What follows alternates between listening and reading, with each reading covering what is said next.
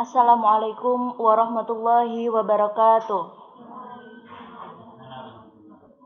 Alhamdulillahirabbil alamin wa bihi nasta'inu ala umurid dunya waddin. Wassalatu wassalamu ala asrafil anbiya'i wal mursalin sayyidina wa maulana Muhammadin wa ala alihi wa sahbihi ajma'in, amma ba'du. Yang terhormat Bapak Kepala SMK Negeri Rengel, yang kami hormati Waka SMK Negeri Rengel, yang kami hormati Bapak Ibu tenaga pendidik dan kependidikan, dan tak lupa seluruh panitia kegiatan pesantren Ramadan SMK Negeri Rengel tahun ajaran 2021-2022 dengan keadaan sehat walafiat. Pertama, marilah kita panjatkan puji syukur kehadirat Allah Subhanahu wa Ta'ala, yang mana kita semuanya masih diberikan kenikmatan lahir maupun batin sehingga dapat melakukan kegiatan pesantren Ramadan secara daring dengan keadaan yang sehat walafiat. Sholawat serta salam senantiasa terlimpahkan kepada junjungan kita Nabi besar Muhammad Sallallahu Alaihi Wasallam. Semoga kelak kita semua mendapatkan syafaat di yaumil akhir. Amin amin ya rabbal alamin. Anak-anak, baik yang di rumah maupun yang saat ini berada di sekolah, saya ucapkan selamat menjalankan ibadah bulan suci Ramadan. Semoga kita semuanya diberikan Allah kemampuan untuk dapat menjalankan ibadah ini dengan sebaik-baiknya. Baik, pertama, perkenalkan mungkin untuk yang kelas 10 yang tidak saya ajar, belum tahu ya. Perkenalkan, nama saya Dahlia Elhiaro. Alamat saya di Meron sini saja ya. Meron Punggorejo Rengel. Untuk pertemuan atau untuk kegiatan hari ini saya akan menyampaikan sebuah materi, yaitu kenakalan remaja dan penyakit masyarakat. Oke. Langsung saja. Nah, adapun yang melatar belakangi dari materi ini ialah tumbuh kembang remaja pada zaman sekarang ini sudah tidak bisa lagi dibendung. Perilaku kenakalan remaja saat ini sulit diatasi.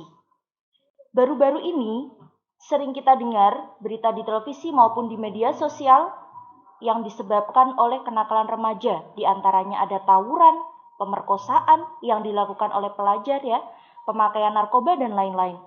Nah, kehidupan remaja pada masa kini mulai memprihatinkan. Remaja yang seharusnya menjadi kader-kader penerus bangsa dan agama, kini tidak lagi bisa menjadi jaminan. Bahkan, perilaku mereka cenderung merosot. Oleh karena itu, anak-anak sebagai remaja yang berpendidikan, yang sadar bahwa kenakalan remaja itu harus segera dihilangkan atau diatasi. Nah, ada sebuah kalam dari Dr. Yusuf Kordowi. Pemuda jika diibaratkan maka sama halnya seperti mentari yang bersinar terang, terik di tengah siang. Artinya apa? Pemuda itu adalah sosok manusia yang sedang berkobar semangatnya, yang dapat menyinari seluruh alam. Ya, di tengah hari saja mampu bersinar, apalagi di malam hari, seperti itu. Ya, jadi kalian semuanya itu adalah harapan untuk semua umat, seperti itu. Kemudian ada juga sebuah syair tentang pemuda yang berkualitas. Mungkin kalian juga sudah tidak asing ya. Syubbanul yaum rijalul ghad. Pemuda hari ini adalah pemimpin masa depan. Nah, jadi kepemimpinan 5, 10, 15 tahun, 20 tahun yang akan datang itu ditentukan oleh kualitas pemuda hari ini. Nah, kalian pengen jadi seperti apa kelak? Itu ditentukan oleh hari ini. Kalau hari ini kalian bermalas-malasan, maka kelak akan tidak jauh dari hari ini. Seperti itu. Ya. Kemudian, negara dan agama juga memerlukan para pemuda yang berkualitas. Untuk apa? Untuk memimpin negara tersebut. Seperti itu. Nah, sekarang langsung ke pokok pembahasan materinya. Apa itu kenakalan remaja? Ada yang tahu mungkin yang berada di studio kenakalan remaja? Tahu Bu, pasti tahu ya, karena kalian adalah remaja ya.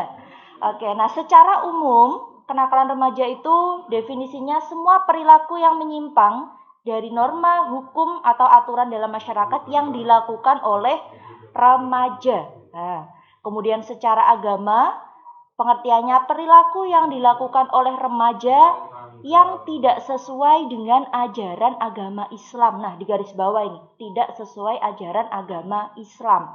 Jadi, kalian semuanya di sini yang sudah paham mana yang baik, mana yang kurang baik, maka bisa membedakan mana yang boleh dilakukan dan mana yang tidak boleh dilakukan. Itu pengertiannya. Next, faktor penyebab terjadinya kenakalan remaja ini ada 3 faktor ya. Yang pertama ada faktor internal, yang kedua faktor eksternal, dan yang ketiga faktor yang lain ya. Nah, faktor internal ada apa saja, Bu? Nah, ini ada 1, krisis identitas ya. Perubahan biologis dan sosiologis pada diri remaja memungkinkan terjadinya 2 bentuk integrasi. Pertama, terbentuknya perasaan akan konsistensi dalam kehidupannya. Nah, seperti itu. Kemudian yang kedua, tercapainya identitas peran. Kenakalan remaja terjadi karena remaja gagal mencapai masa integrasi kedua. Nah, jadi integrasi antara pendidikan umum dengan pendidikan agama itu harus selaras. Makanya di sekolah itu sangat ditekankan bahwasanya selain anak-anak belajar ilmu umum ya, pengetahuan umum, juga harus didasari dengan pendidikan agama ya. Tidak melulu kalian belajar seperti matematika, fisika, dan lain-lain, tetapi juga pendidikan agama harus kuat. Karena apa? Itu menjadi benteng kehidupan anak-anak sendiri. Kemudian yang kedua, kontrol diri yang lemah ya.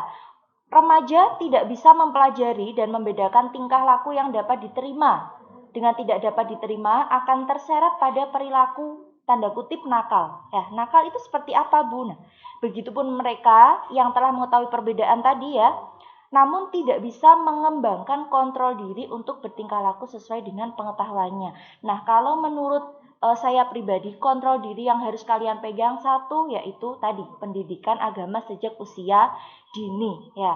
Anak-anak pasti di rumah juga ikut mengaji ya, mengaji di TPQ, di NIA, dan lain-lain ya. Mungkin ada yang di pondok pesantren juga. Itu alhamdulillah. Karena apa? Itu untuk mengontrol diri kalian supaya tadi tidak terjadi perilaku yang tanda kutip disebut nakal tadi ya. Oke. Yang kedua ada faktor eksternal. Ya, itu ada dari keluarga ya. Perceraian orang tua. Nah, tidak sedikit Bapak Ibu guru di sekolah pun itu menemukan banyak sekali kasus yang terjadi akibat perceraian orang tua. Karena apa? Anak ya yang orang tuanya bercerai atau broken home itu biasanya seringkali kekurangan perhatian. Nah, dari kekurangan perhatian ini si anak bisa lari, ya syukur-syukur lari ke hal yang positif. Tapi bagaimana jika lari ke hal yang negatif? Wah, itu yang bahaya ya. Kalau lari ke hal yang negatif, larinya nanti akan anak bisa menjadi nakal tadi ya. Kemudian yang kedua, pengaruh kawan sepermainan yang kurang baik. Nah, anak-anak di sini harus pintar-pintar memilah dan memilih mana kawan yang baik, mana kawan yang kurang baik. Jangan berteman dengan sembarangan. Misalkan gini, maksud saya, berteman dengan anak yang suka males-malesan, berteman dengan anak yang suka ngopi, dengan yang suka keluyuran dan lain-lain. Karena apa? Nanti kita bisa jadi ikut-ikutan ya. Maka berkawanlah dengan anak-anak yang rajin sholat, rajin belajar, hormat orang tua. Nah, seperti itu. Karena apa? Nanti energi positif itu pun akan kembali ke diri kalian masing-masing. Seperti itu ya. Bukan berarti memilih teman itu tidak boleh, Bu. Kok berteman harus memilih? Kan semuanya harus ditemani. Nah, dipilih yang baik-baik maksudnya ya, paham ya? Kemudian yang ketiga, komunitas atau lingkungan tempat tinggal yang kurang baik. Nah, biasanya ada tuh ya di sebuah kampung atau desa ada yang religinya bagus. Ya, semuanya setiap hari sholat berjamaah, di situ ada tempat ngaji dan lain-lain. Ada juga sebuah daerah yang jarang ya jamaahnya itu di masjid pada kosong, musolanya itu cuma satu syaf ya kalau sholat ya. Nah, itu lingkungan yang kurang mendukung. Jadi kita lebih baik pilih lingkungan yang religius supaya kita juga ikut-ikutan religius gitu ya anak-anak ya. Kemudian faktor yang ketiga ada faktor yang lain, ini banyak sekali, anak-anak mungkin bisa baca ya sendiri ya. Ada reaksi frustasi, ada gangguan berpikir, kurangnya kasih sayang, kurangnya pengawasan orang tua. Itu semuanya dampak negatifnya kembali ke kepribadian anak. Dan apalagi remaja itu adalah seseorang yang masih dianggap labil. Ya, labilnya seperti apa? Karena apa? Mereka pada masa transisi dari anak-anak menuju ke dewasa, ya kan? Namanya remaja transisi. Mereka sangat pengen tahu atau pengen mencoba hal yang baru, rasa keponya tinggi. Nah, itulah yang menyebabkan remaja itu sangat mengkhawatirkan. Maka perlu adanya pengawasan dari orang tua seperti itu. Kemudian dasar-dasar agama yang kurang, tidak adanya media penyalur bakat atau hobi mereka ya. Kemudian masalah yang dipendam. Nah, ini penting ya, anak-anakku. Masalah yang dipendam di sini itu bisa menyebabkan kalian lari kepada hal yang menjerumuskan perilaku negatif. Maka dari itu ketika anak-anak ada masalah, sebaiknya bercerita ya, bercerita kepada sahabatnya, kepada gurunya, kalau di sekolah ada guru BK, ada wali kelas ya, kemudian kepada orang tua, boleh ya, jangan dipendam sendiri. Kemudian banyak sekali ini ya, bisa dibaca sampai terakhir. Nah, sekarang bentuk-bentuk dari kenakalan remaja. Nah, yang pertama, perilaku seksual sebelum menikah atau seks bebas. Atau kalau dalam Islam disebut zina, ya, zina.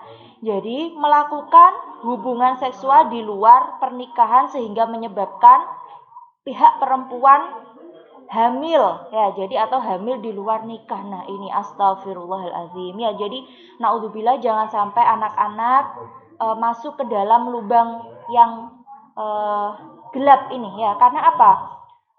Anak-anak tidak hanya saja memikirkan dirinya, tapi pikirkanlah orang tua. Bagaimana jika orang tua kalian tahu hal itu? Pasti beliau semua akan sedih ya. Karena apa? Kalian itu harapan satu-satunya orang tua. Jangan sampai membuat malu ya. Karena apa? Itu adalah aib ya.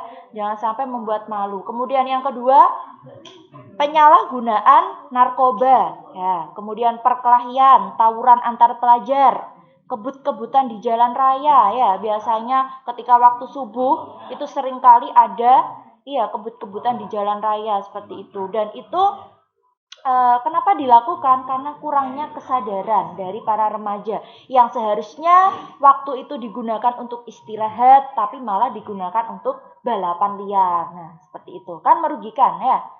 Kemudian ada peredaran pornografi di kalangan remaja. Nah, baik dalam bentuk gambar, majalah, video, dan lain-lain. Nah, ini seringkali tidak jarang anak-anak remaja karena rasa ingin tahunya tinggi ya.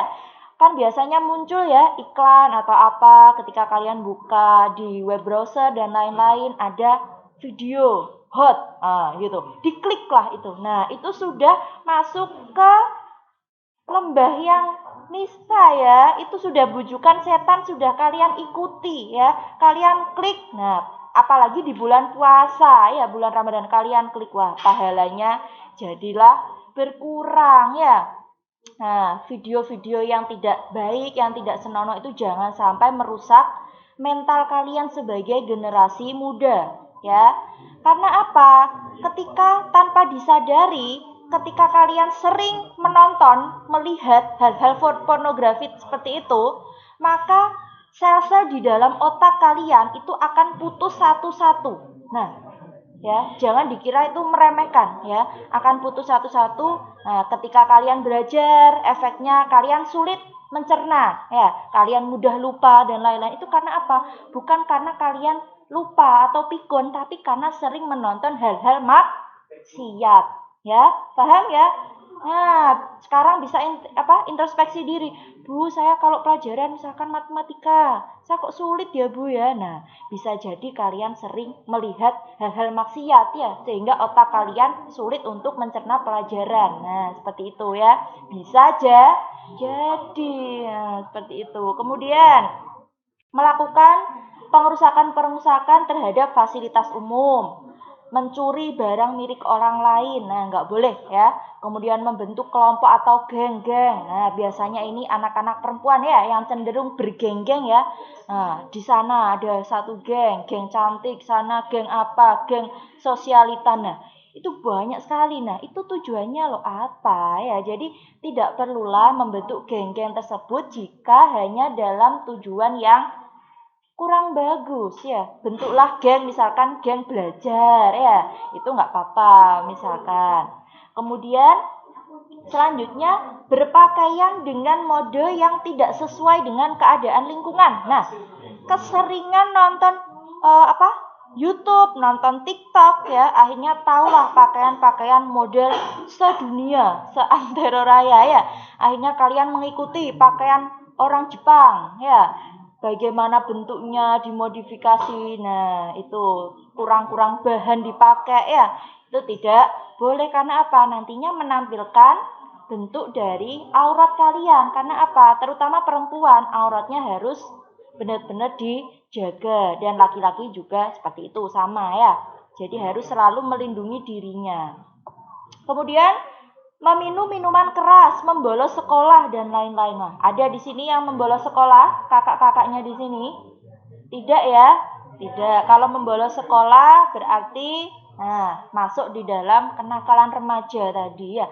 Ada yang pamit bapak ibunya dari rumah, Pak, Bu, berangkat sekolah. Tahu-taunya menggok warung kopi ya. Padahal bajunya tulisannya sekolah ya. Itu akan mencoreng nama baik sekolah. Jangan sampai. Tapi insya Allah untuk siswa-siswi SMK Negeri Rengel tidak ada yang seperti itu ya. Amin. Iya, harus seperti itu, tidak boleh. Nah, sekarang dalil Al-Qur'an tentang kenakalan remaja. Bismillahirrahmanirrahim.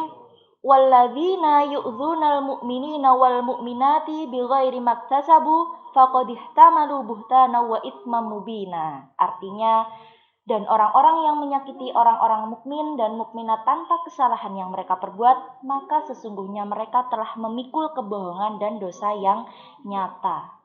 Nah, jelas sekali ya dalilnya ya, bahwasanya ketika kalian melakukan sesuatu yang itu dapat menyakiti orang lain ya, yang itu dapat membohongi orang lain, nah itu maka dosa nyata itu ya, hukumnya dosa. Janganlah kalian melakukan hal-hal yang merugikan diri sendiri maupun orang lain.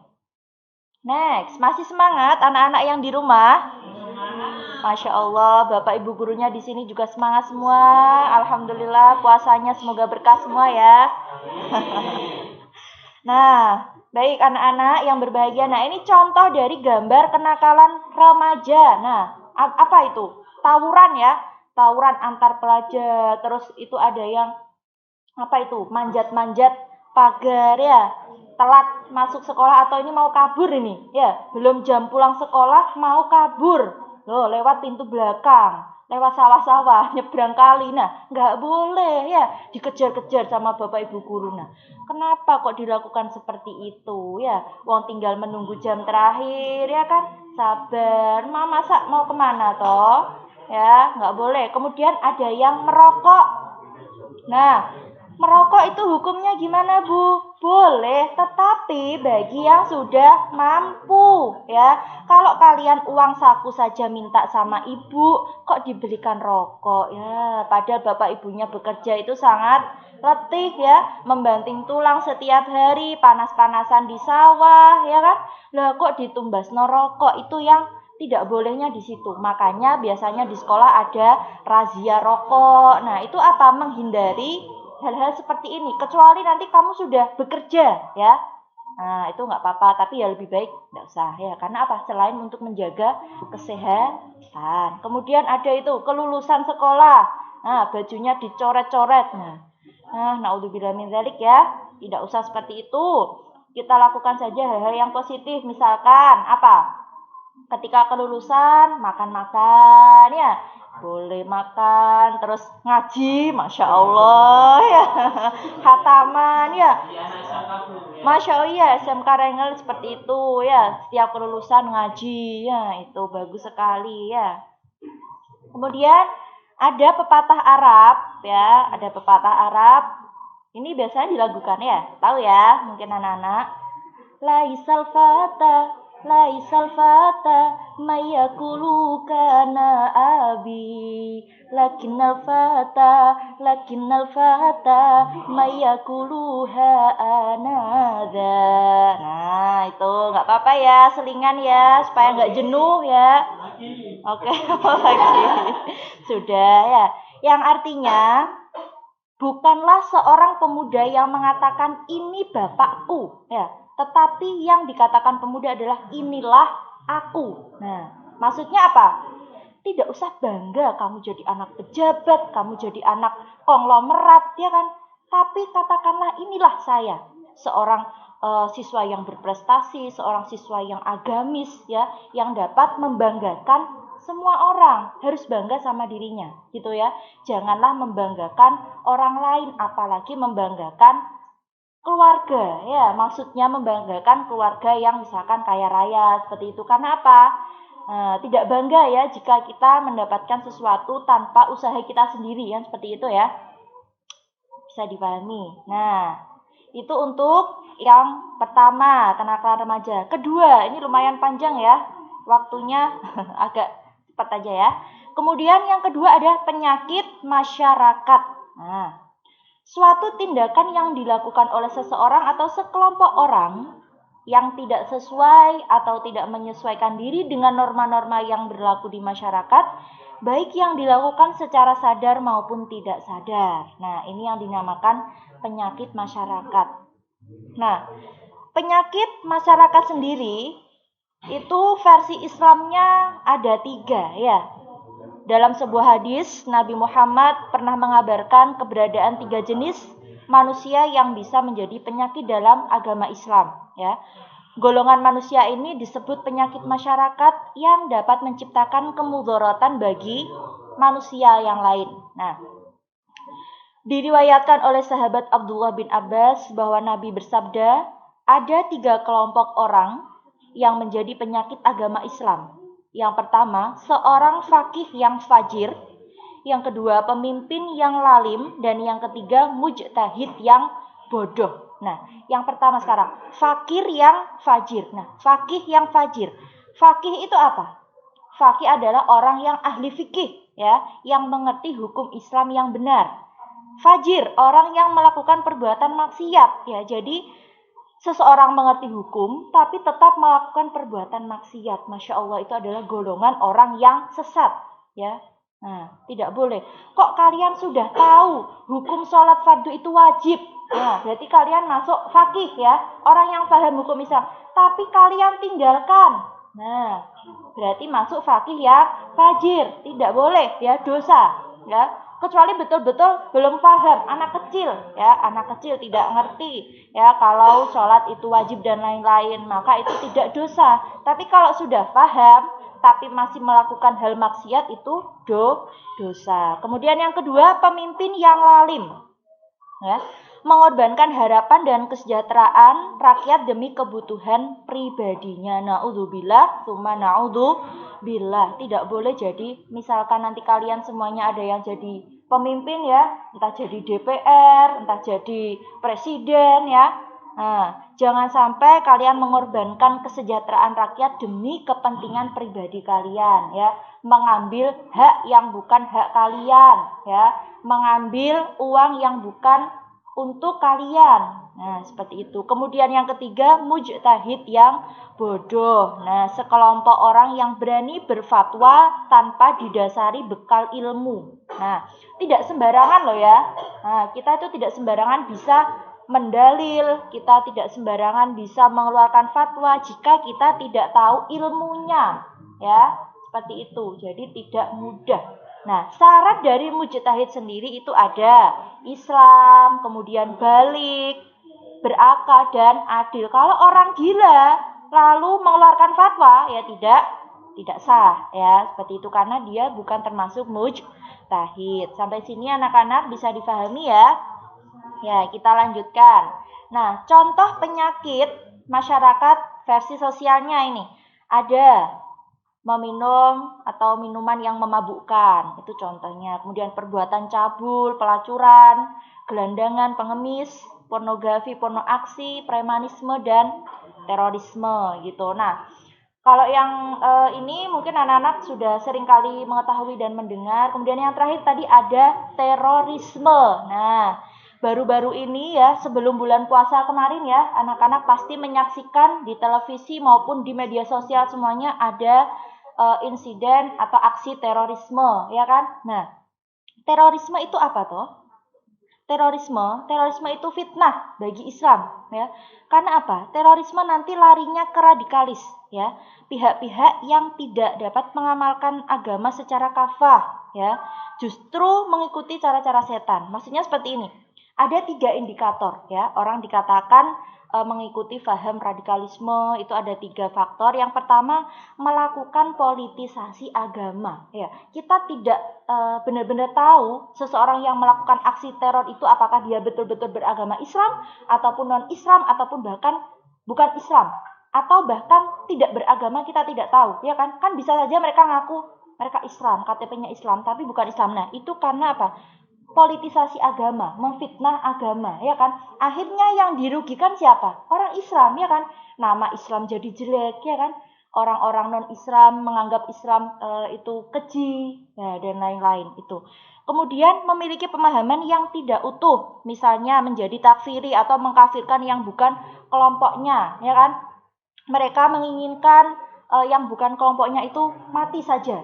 Nah, ya kan? Kalau bukan Islam tidak boleh. Nah, tapi kita tidak betul-betul tahu mereka Islam betulan atau tidak gitu ya. Kemudian yang menjaga mereka, misalkan kemarin di gereja ya, yang dibom itu ya, gereja dianggap tidak kelompoknya, akhirnya dibom. Nah, itu hal yang sangat-sangat dibenci oleh agama maupun negara. Karena apa? Ketika kita sudah konsekuensi ya, kita hidup di Indonesia, di negara Indonesia, maka kita harus mematuhi aturan yang ada di negara ini ya. Apa? NKRI harga mati. Kita harus menjunjung tinggi nilai-nilai itu. Janganlah kita menyepelekan, janganlah kita ingin membentuk negara Islam di sini, tidak bisa ya, tidak bisa karena negara ini asasnya apa? Pancasila ya. Kita tidak hanya saja menghargai satu agama, tapi ada beberapa agama yang kita hargai di sini. Kemudian anti terhadap tasawuf atau thariqah. Nah, seperti itu. Kemudian mereka juga mempunyai misi ya, bahwasanya jihad itu akan membawa mereka ke surga, akan bertemu ribuan bidadari di sana. Nah, iya kalau masuk surga ya. Lah, membunuh orang kok masuk surga? Masa di Islam diajarkan membunuh orang masuk surga? Tidak sama sekali. Ketika kita flashback ya di zaman Rasulullah ya, kita buka lagi buku sejarah kita ya, kita flashback, apakah Rasul pernah mengajarkan untuk membunuh orang? Bahkan ketika Rasulullah berdakwah pun ya, orang kafir itu menentang, dilemparilah kotoran Rasul ketika sholat di masjid ya. Anak-anak pasti ingat ya. Itu Rasulullah sabar ya, tidak langsung membalas, apalagi membunuh. Nah, itu loh yang harus kita pegang ya. Tidak ada dalam ajaran Islam bahwa ketika kita berjihad itu membunuh orang, tidak ada.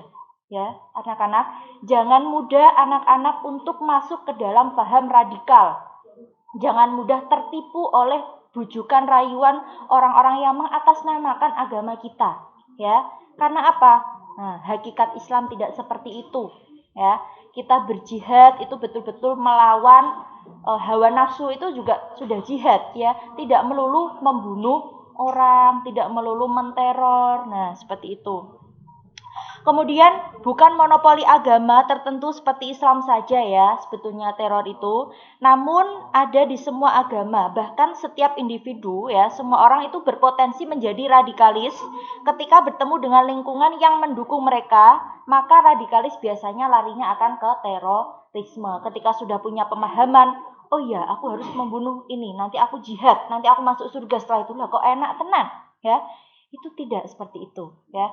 Jangan sampai punya pemahaman seperti itu. Nah, ini saya juga berpesan kepada anak-anak semuanya, baik yang di rumah maupun di sekolah, jangan mudah mengikuti grup-grup ya yang isinya kajian-kajian yang kalian mungkin masih asing ya. Ya, biasanya ada kajian di grup-grup WhatsApp, Telegram, Facebook dan lain-lain ya. Itu hati-hati, bisa jadi itu ada jaringan teroris di dalamnya ya. Hati-hati. Maka lebih baik seperti apa, Bu? Seperti kalian belajarlah langsung kepada guru-guru kalian, kepada ustadz-ustadzah kalian, ya kan? Bu, apa nggak boleh lihat YouTube? Boleh, tetapi nanti cross check lagi kepada guru kalian. Pak, Bu, ini saya kok menemukan dalil seperti ini. Nah, menurut Bapak Ibu gimana? Dan lain gitu loh ya. Jadi kalian itu punya guru, tidak harus murni kalian melihat dari YouTube langsung dipakai. Harus ada konfirmasi, ada cross check keilmuannya, kalian ada bukunya, seperti itu loh ya. Biasakan literasi, membaca buku, membaca kitab, membaca Al-Quran. Nah, seperti itu. Jangan mudah menerima sesuatu hal yang baru yang langsung kalian praktekkan ya. Tidak seperti itu. Nanti takutnya larinya ke hal-hal yang negatif tadi. Kemudian faktor-faktor penyebab penyakit masyarakat. Ada faktor ekonomi, faktor budaya, faktor biologis ya. Faktor ekonomi contohnya ada kriminalitas, pengangguran, itu karena apa? Karena ketimpangan pendapatan ya. Jadi tidak sesuai dengan kebutuhan, akhirnya banyak yang nekat melakukan aksi kriminal ya kan, mencopet, mencuri dan lain-lain. Kemudian faktor budaya karena ketidaksesuaian antara nilai, norma, perilaku masyarakat. Nah, gitu. Kemudian faktor biologisnya contohnya kondisi fisik manusia, misalkan gizi buruk, misalkan penyakit menular yang sekarang sedang kita hadapi ya, wabah yang kurang lebih 1 tahun ini kita hadapi yaitu COVID-19, itu termasuk faktor biologis dari penyakit masyarakat. Nah, kita harus bersatu untuk melawan penyakit ini. Caranya apa? Dengan mematuhi protokol kesehatan. Ya, mohon maaf ini budaya tidak memakai masker karena jaraknya juga insya Allah aman ya. Jadi tidak memakai masker, dan ini juga hanya untuk kepentingan streaming ini. Setelah itu kembali memakai masker lagi. Seperti itu ya. Jadi mematuhi protokol kesehatan, sering mencuci tangan, pakai sabun ya. Tidak lagi berkerumunan, menghindari kerumunan, seperti itu. Next. Nah, upaya pencegahan. Nah, dari individu atau keluarga. Yang pertama, contohnya penguatan kehidupan beragama dalam keluarga ya. Kemudian yang kedua, punya komunikasi baik antar keluarga dan saling menghargai. Kemudian yang dari faktor lingkungan, mengaktifkan kegiatan keagamaan. Contohnya wirid, pengajian, sholat berjamaah. Itu akan meminimalisir adanya penyakit masyarakat tadi. Kemudian digiatkan lagi organisasi keagamaan seperti remaja masjid ya, kumpul-kumpulnya di dalam hal yang positif ya, insya Allah nanti juga larinya akan ke hal yang positif. Kemudian upaya yang terakhir dari pemerintah yaitu melaksanakan razia pekat. Apa pekat? Penyakit masyarakat bersama tim pekat, melibatkan seluruh komponen mulai muspika, muspida bersama masyarakat. Dan yang paling penting ini adalah penanaman pendidikan agama Islam dan budi pekerti melalui lembaga pendidikan formal dan non-formal. Seperti itu ya anak-anak. Sekian yang dapat saya sampaikan. Mohon maaf sebesar-besarnya jika ada kesalahan baik ucapan maupun perbuatan. Semoga kita semua selalu mendapatkan perlindungan dari Allah, mendapatkan maunah dari Allah ya, sehingga bisa menjalankan ibadah puasa di bulan suci ini dengan khusyuk ya. Seperti itu, terima kasih atas waktunya, terima kasih atas perhatian dari anak-anak. Mohon maaf sebesar-besarnya. Akhirul kalam, wallahul muwafiq ila aqwamit thoriq. Wassalamualaikum warahmatullahi wabarakatuh.